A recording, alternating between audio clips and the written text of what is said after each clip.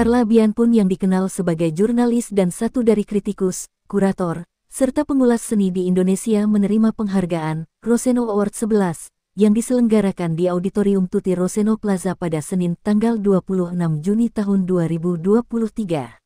Dedikasi Carla Bianpun dalam menyoroti perkembangan seni kontemporer di Indonesia terutama karya perupa perempuan menjadi pertimbangan Dewan Juri. Kontribusi Carla Bianpun terbesar terletak dalam persilangan antara dua dimensi, yakni kurasi serta kerja dalam mengangkat karya unggulan di bidang seni rupa kontemporer, khususnya karya seniman perempuan dan jurnalisme yang menyorot gerakan perempuan di era dan pasca reformasi yang jarang mendapat sorotan media arus utama. 8 orang yang mengenal Carla Bianpun memberikan testimoni tentang kontribusi Carla dalam dua aspek. Biro dari Biro Roseno. Ibu Nini Nirya Sandra. Silakan Bu Nini. Baik, terima kasih sebelumnya kepada Dewan Testimoni yang ada di sini. Gracias. Baik, Prof. Emeritus Melin Oy Gardiner, Ibu Profesor Melanie Budianta, kemudian Ibu Binuk M. Pambudi. Terima kasih. Kemudian para Indah juga salah satu Dewan Testimoni di sini. Terima kasih. Sebenarnya acara penyerahan Roseno Award ini dimulai sejak tahun 2011. Itu merupakan pada awalnya itu merupakan suatu gagasan dari almarhum Profesor Dr. Tuti Herati Roseno yang memang kita mengumpulkan para peneliti dari institusi dan lain-lain untuk mendapatkan suatu invensi yang bisa didapatkan invensinya dalam bentuk paten. Nah, Biro Dr. Roseno ini sejak mendirikan 72 tahun yang lalu. Nah, salah satunya adalah saat ini melaksanakan Roseno Award yang ke-11 di tahun 2003 ini. Biro Dr. Roseno ini bergerak di bidang kekayaan intelektual, yaitu paten, merek, hak cipta, desain industri, rahasia dagang, dan variety protection. Yang semuanya itu termasuk merupakan suatu kreativitas.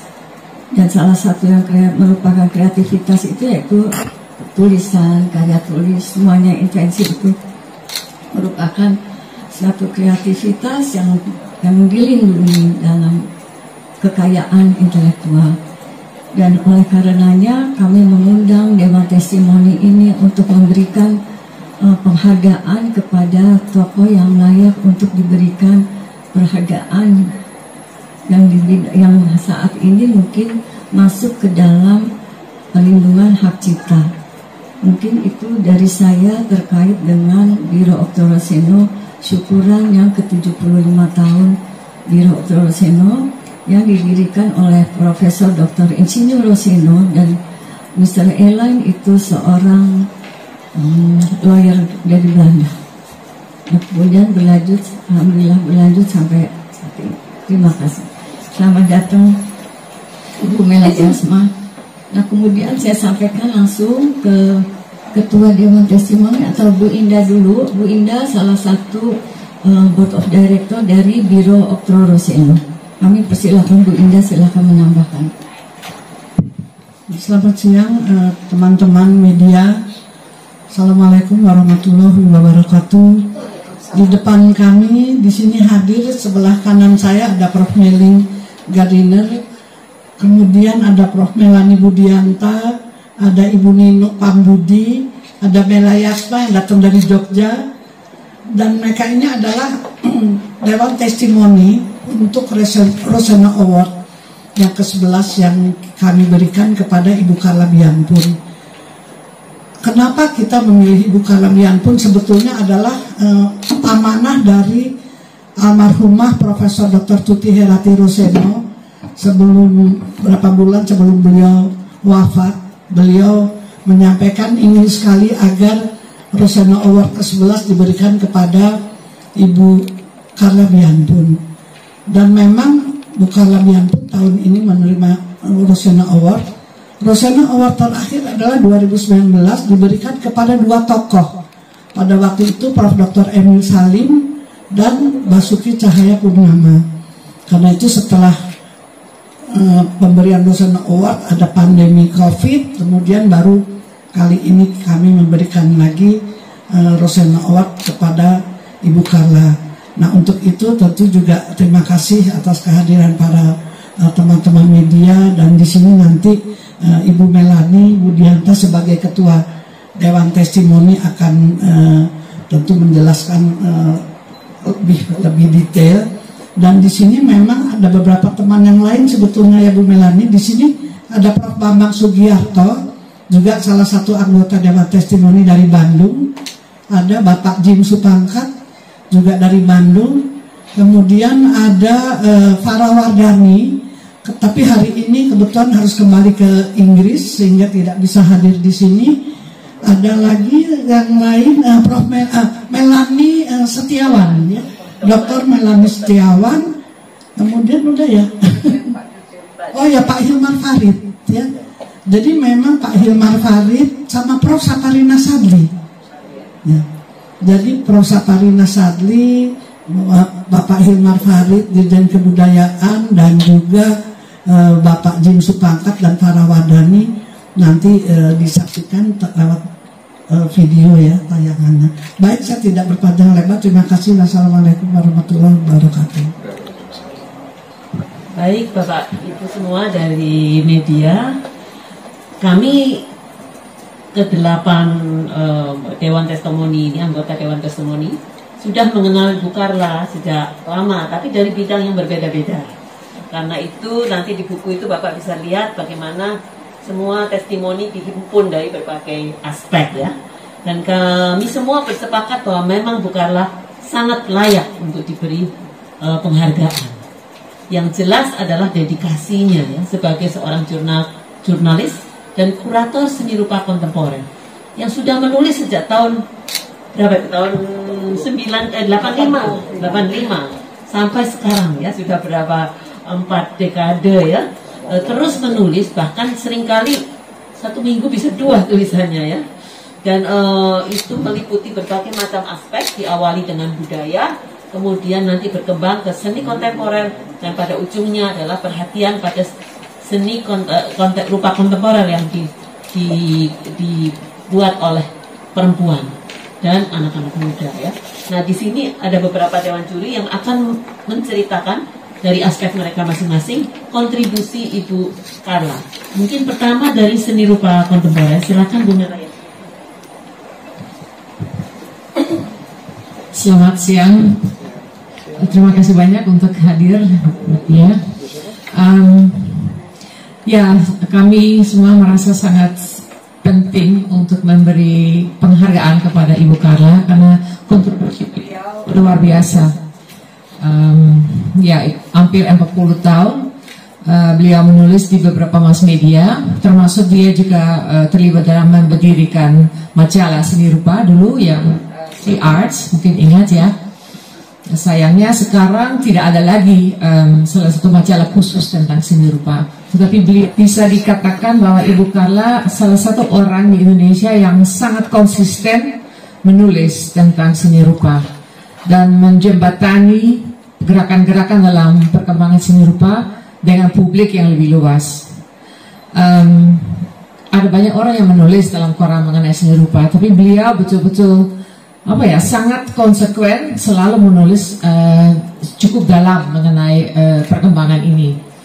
Dan saya sangat menghargai beliau juga karena selalu tidak semacam copy paste press release, tetapi betul-betul bikin penelitian sendiri. Selalu juga pasti mengunjungi pameran, tapi selain ini juga mendekati beberapa orang yang punya pengetahuan lebih luas untuk mencari referensi yang lebih luas.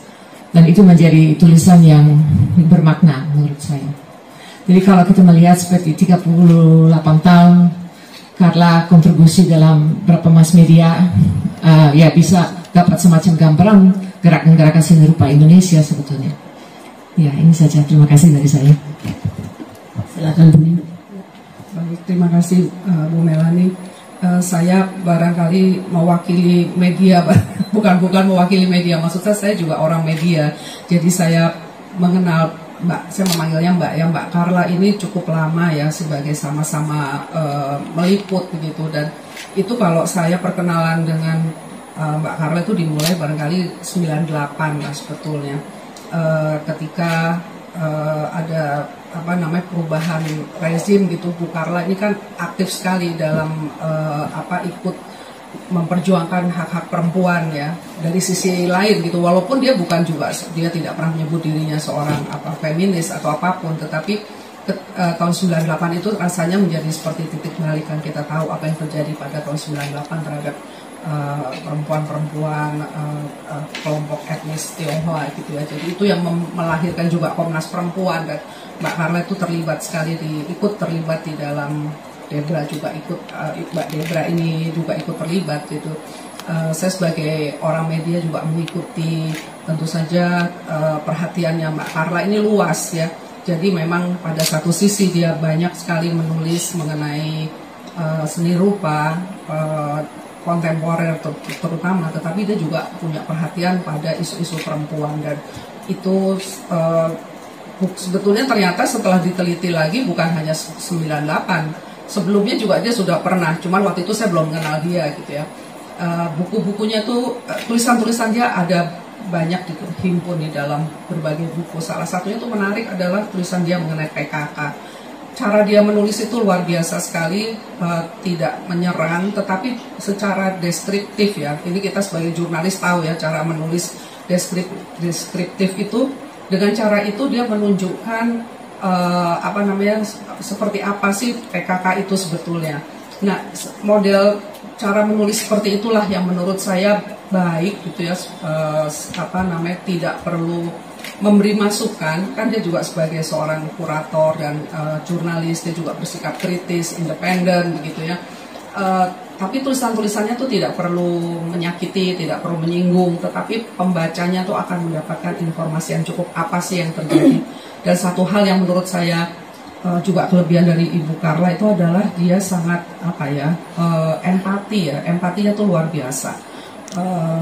Inklusif, empati, sesuatu yang menurut saya dibutuhkan pada saat ini gitu. Misalnya ketika dia menulis tentang pameran Jakarta, pameran seni rupa Jakarta pada waktu setelah COVID itu, di tengah COVID itu, dia bisa menulis menggunakan sudut pandang bahwa pameran itu dia sebutkan dipuji oleh banyak orang karena bisa berjalan di tengah COVID, dan dia bisa menunjukkan bahwa itu bisa berjalan karena semua orang saling membantu, saling tolong, tidak ada yang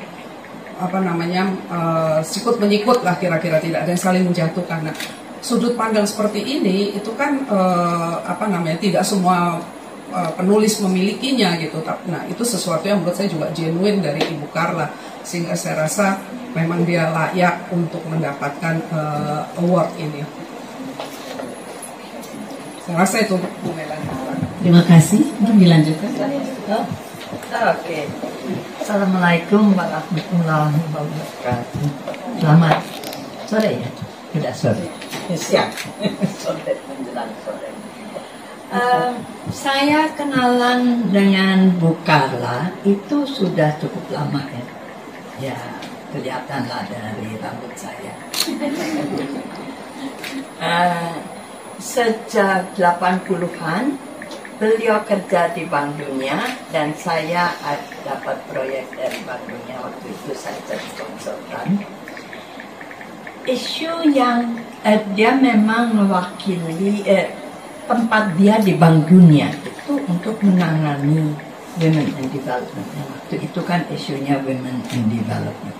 Jadi perempuan yang tidak dianggap dalam pembangunan, bukan tidak berperan, tetapi tidak dianggap.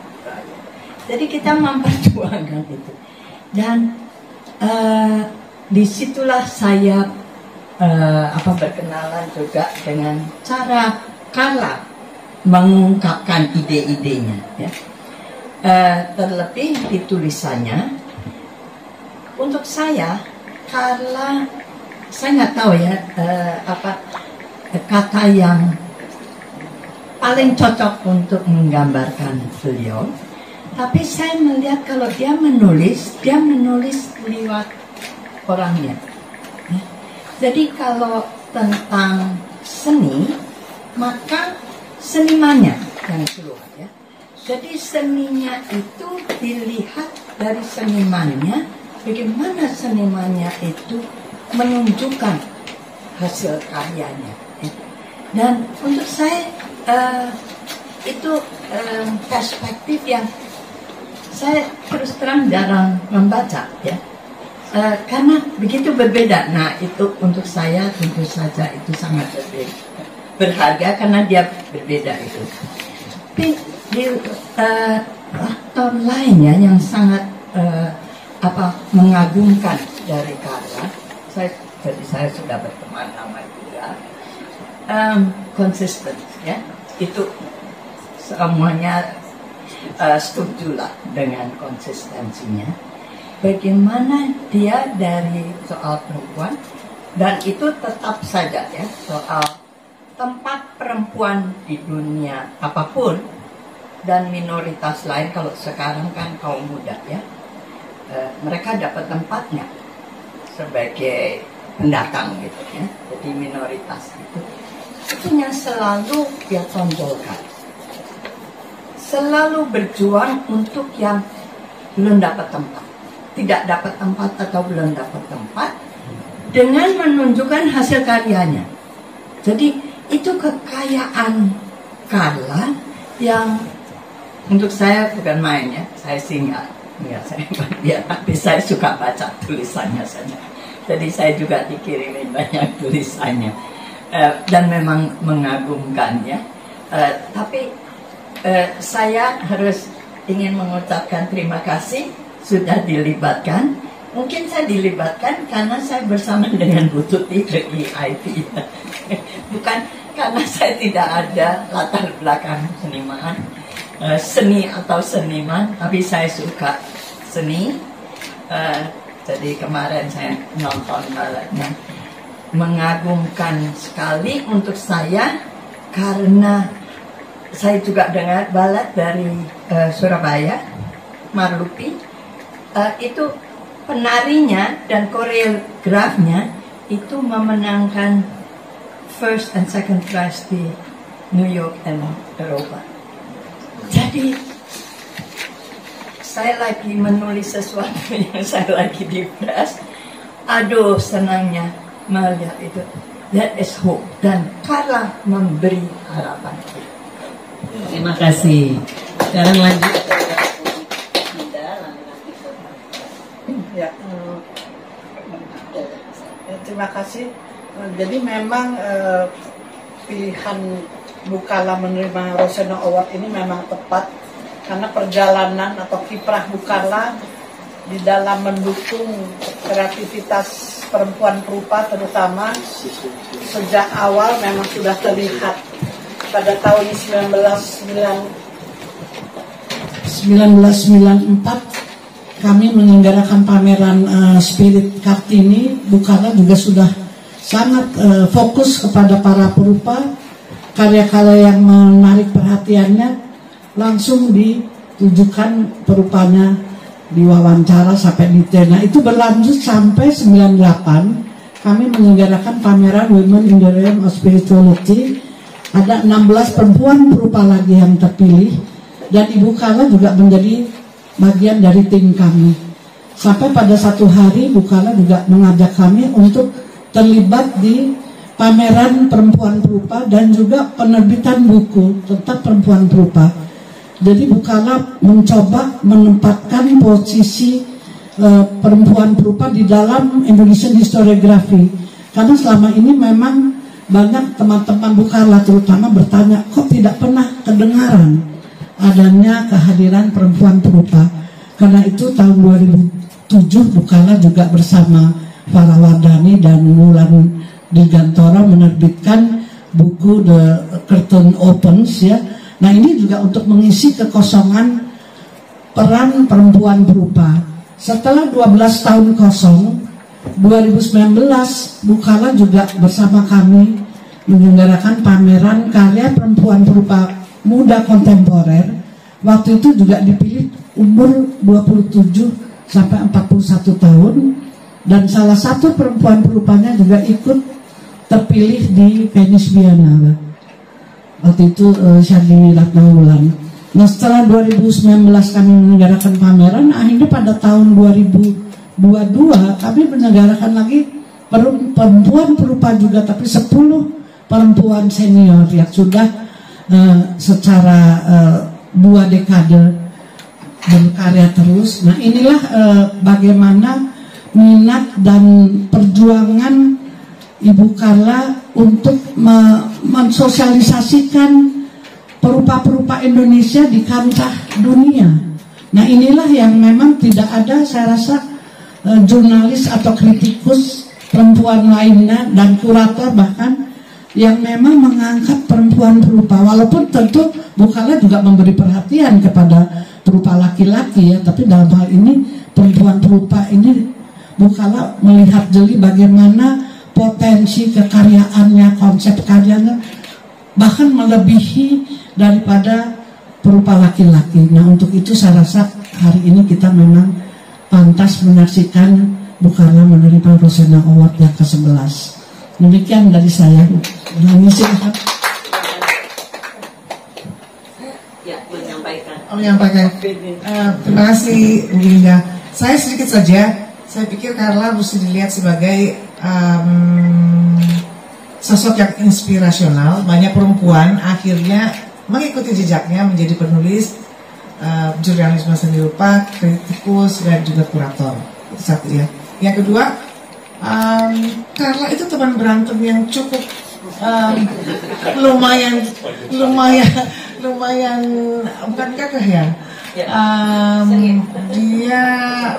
meyakini apa yang dia yakini. Tinggal siapa yang punya cara, dia bisa bukan dilunakan, tapi dia bisa dibuka pikirannya. Kalau tidak mampu sarau. Nah, itu dia saja gitu. Jadi Carla itu punya potensi luar biasa. Saya udah bilang sama dia kalau tetap harus sehat, kalau bisa lebih panjang lagi umurmu, jadi sempat melihat anak-anak didikmu sampai ke jenjang yang kau pernah harapkan. Begitu ya, saya pikir. Terima kasih Indah, terima kasih Sirip, terima kasih Mimi, kawan-kawan juri. Aku pikir kita telah menunjuk seseorang yang luar biasa dan kita bangga bahwa harus ada award diberikan kepada dia. Terima kasih.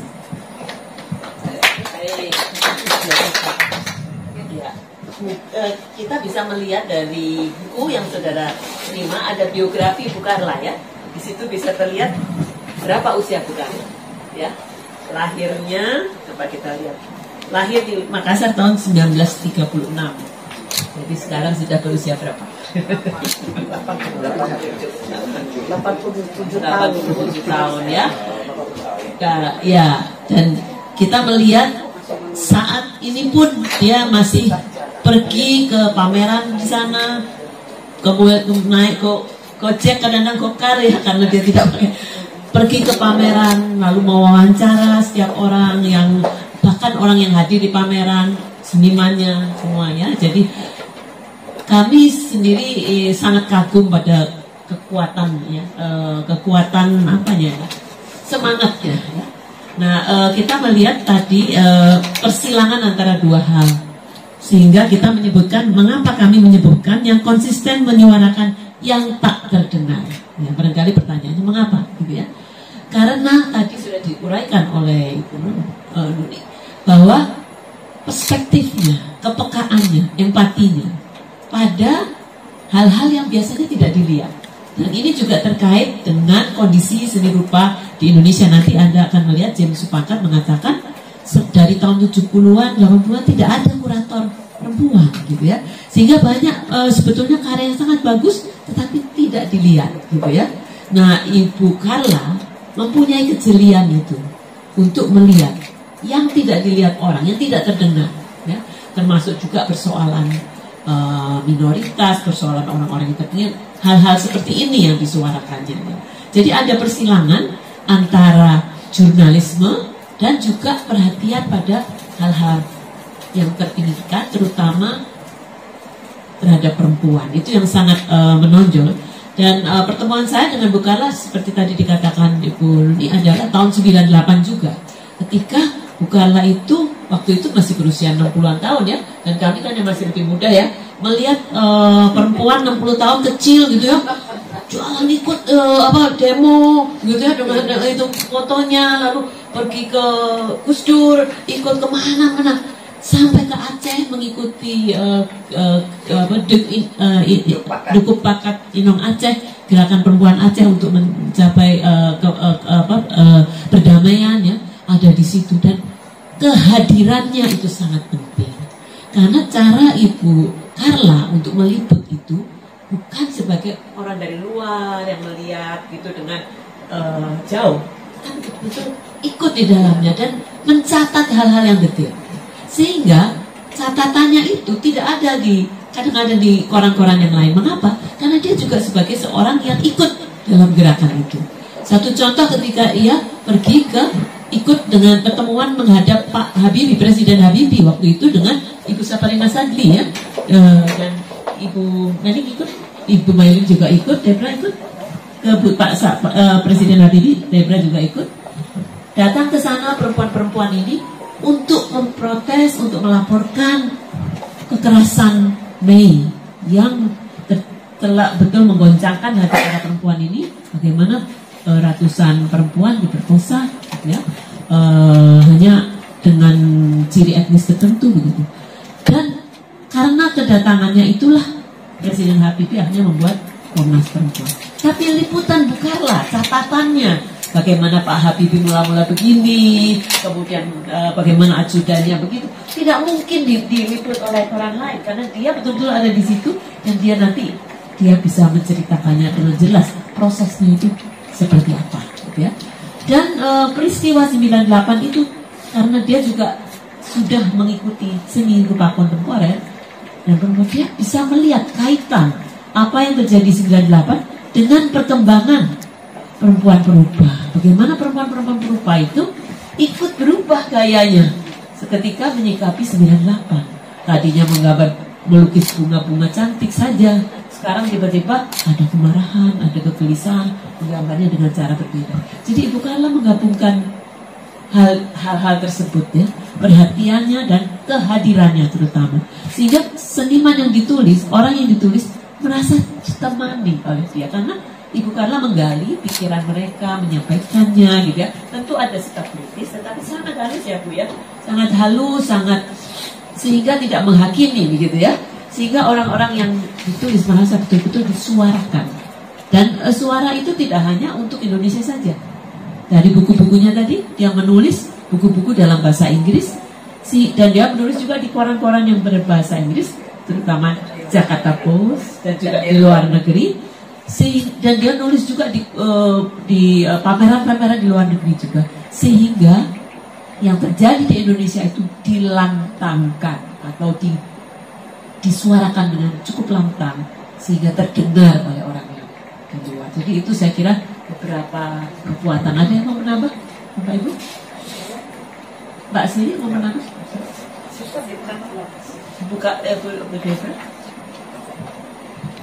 Baik, terima kasih. Jadi untuk urut-urutan lagi ini Ibu Nela Yarsma, Ibu Nino Pambudi, Profesor Dr. Melanie Budianta, Profesor Dr. Meling Ui Gardiner, Dr. Indah Citraninda, Ibu Mimi, ininya titelnya terlalu banyak, saya nggak hafal. Lalu Ibu Dolorosa Sinaga, ada Pak Cyril Nurhadi dan Ibu Sita Citra Ninda. Oke, saya ada cerita sedikit aja tambahan tadi terinspirasi.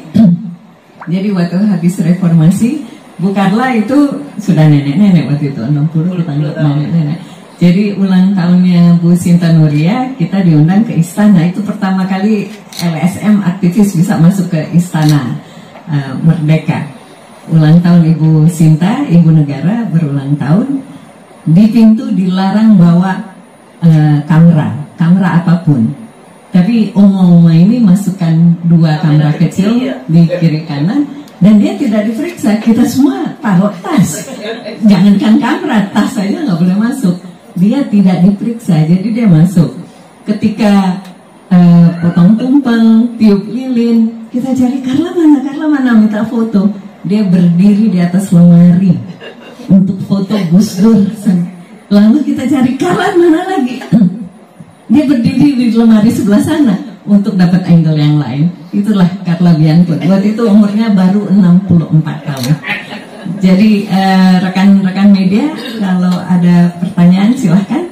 Jadi urut-urutannya Ibu Sita, Ibu Mela, Ibu Nuni, Ninu, Ibu Melani, Ibu Meling, Ibu Indah, Ibu Mining, Ibu Dolorosa, Pak Cyril. Silahkan kalau ada pertanyaan. Ya, silahkan. Sambil memperkenalkan diri ya Mbak, dari mana? Nama saya duduk ya. Selamat sore, perkenalkan nama saya Tia Agnes dari Detik. Saya sebenarnya kesini juga agak subjektif ya dan personal, karena saya kenal Bu Carla di berbagai event seni. Dan pada suatu hari, saya lupa tahun berapa, kami bertemu di Art Stage dan di beberapa eventnya Singapore Art Museum. Bu Carla sangat gesit kesana kesini nanya gitu kan. Terus kami kebetulan berada di hotel yang sama. Terus saat breakfast juga saya mendekatinya dan memperkenalkan diri. Saya apalah istilahnya jadi wartawan tahun 85 aja saya masih belum lahir ya kan, dibandingkan semua dewan testimoni di sini gitu kan. Dan saat itu saya bertanya soal skena seni rupa Asia Tenggara, soal bagaimana galeri seni di Indonesia kok bisa ke art fair, apakah ada pertimbangannya kecenderungan dunia seni rupa kontemporer kita dibawa ke internasional bagaimana. Dan saat itu Bu Carla menjelaskannya hampir A sampai Z. Satu hal yang menurut saya agak amazing adalah Bu Carla melepaskan batas antara senior dan junior. Dan dia tidak menganggap saya sebagai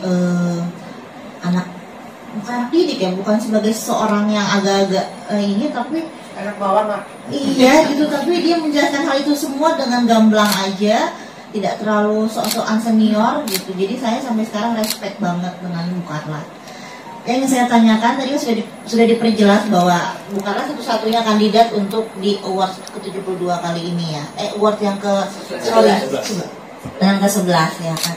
Tapi kalau untuk tahun-tahun sebelumnya sebenarnya apakah ada pertimbangan-pertimbangan tertentu sehingga memilih kandidat yang akan dimenangkan untuk mendapatkan penghargaan atau bagaimana sistemnya?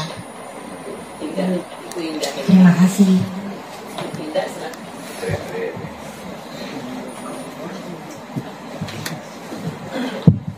Baik, terima kasih pertanyaannya. Memang awalnya itu di 2011 itu kita menghimpun peneliti-peneliti ya, dengan dana penelitian itu kita menghimpun peneliti-peneliti dari seluruh Indonesia.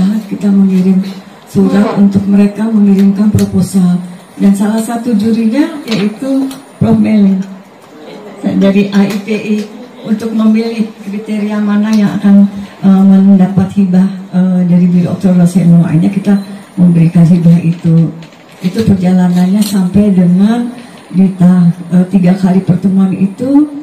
Kemudian kita beralih kepada tadinya institusi, sekarang beralih kepada kenapa tidak perorangan aja. Akhirnya kemudian juga salah satunya itu ada namanya indikasi geografis Sutramandar.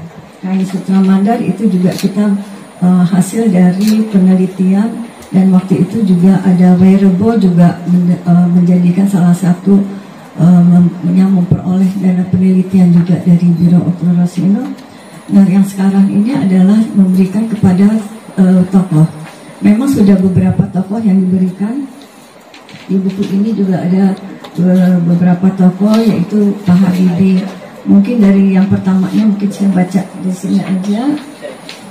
Ya, jadi ada beberapa tokohnya memang, yaitu pertama ini Pak Prof. Habibie, karena di bidang teknologi aeronautika, dan memang di sini Biro Dr. Roseno lebih berat banyak mengurus juga patennya, jadi untuk bisa banyak permohonan dari peneliti-peneliti Indonesia yang berkiprah untuk bisa memberikan kehidupan dan peningkatan kehidupan bagi manusia dan juga bagi lingkungan sekitarnya.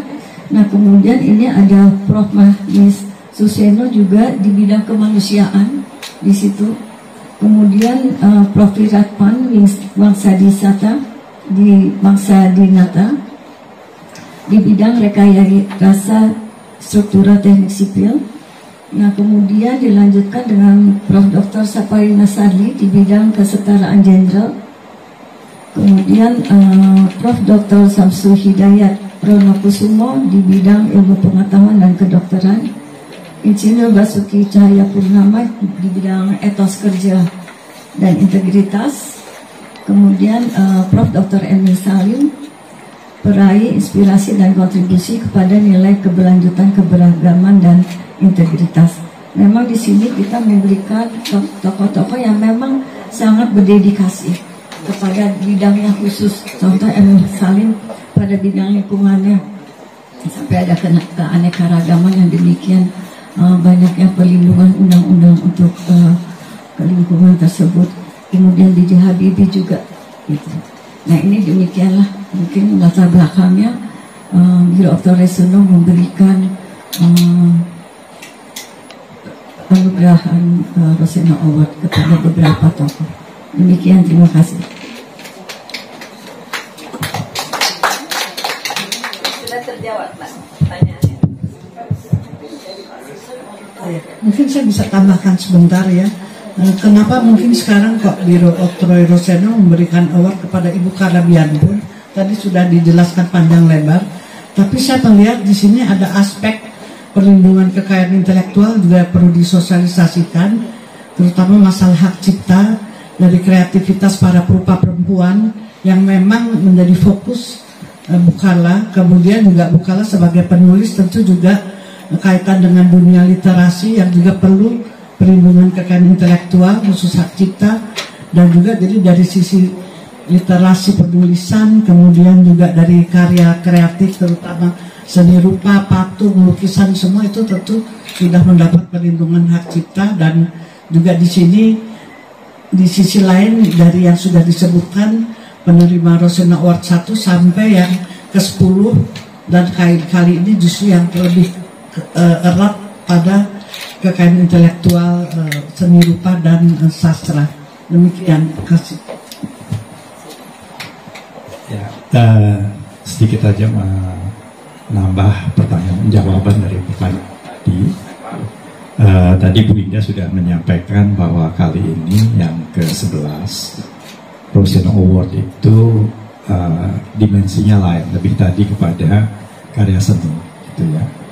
Tapi yang sebelumnya tadi dijelaskan oleh Ibu Mini itu dari yang pertama Rosseno Award itu tahun 2011 dan berlanjut sampai tahun ini.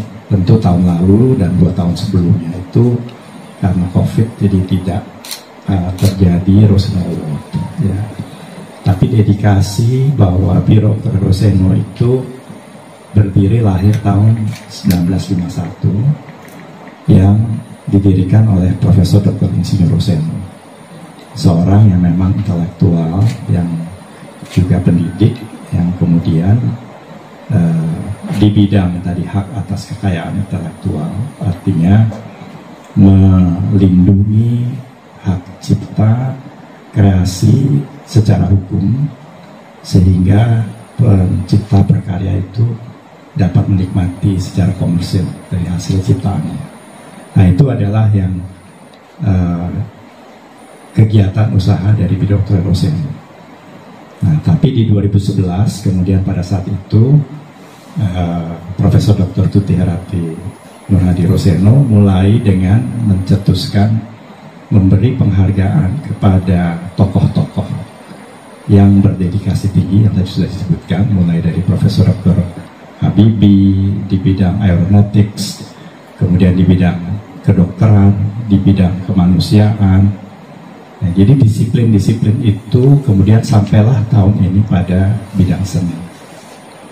Jadi itu sedikit cerita latar belakang sampailah kita di hari ini memberikan kepada Ibu Carla yang sangat berdedikasi pada bidang seni. Di mana sebelumnya tadi contohnya Profesor Dr. M. Salim pada bidang lingkungan dan biodiversity. Dan itu pun juga sebelumnya pada bidang kesehatan atau kedokteran tepatnya.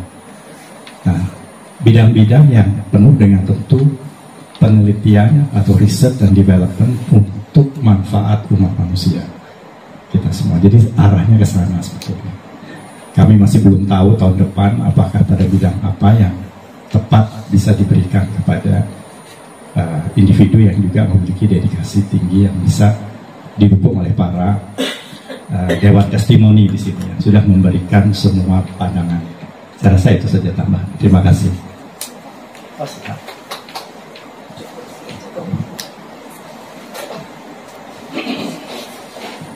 Baik, terima kasih Pak Cyril.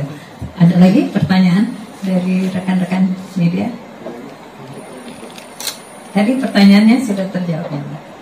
Mungkin ada pertanyaan lagi? Tidak? Kalau tidak, kami akan segera mulai dengan acara pokok. Kalau teman-teman semua mau hadir untuk mendengarkan orasi yang akan disampaikan oleh Ibu Carla, kita akan melihat film pendek tentang sejarah Biro Oktroy Roseno, dan kemudian ada testimoni dari keempat Dewan Testimoni yang tidak bisa hadir, 3. Bu Farah, Pak Hilmar Farid, dan Pak Jen, silakan. Saya yakin Ibu Tuti sangat bahagia dan sangat bangga bahwa keinginannya untuk memberikan Roseno Award 11 kepada Bu Carla biarpun telah bertemu.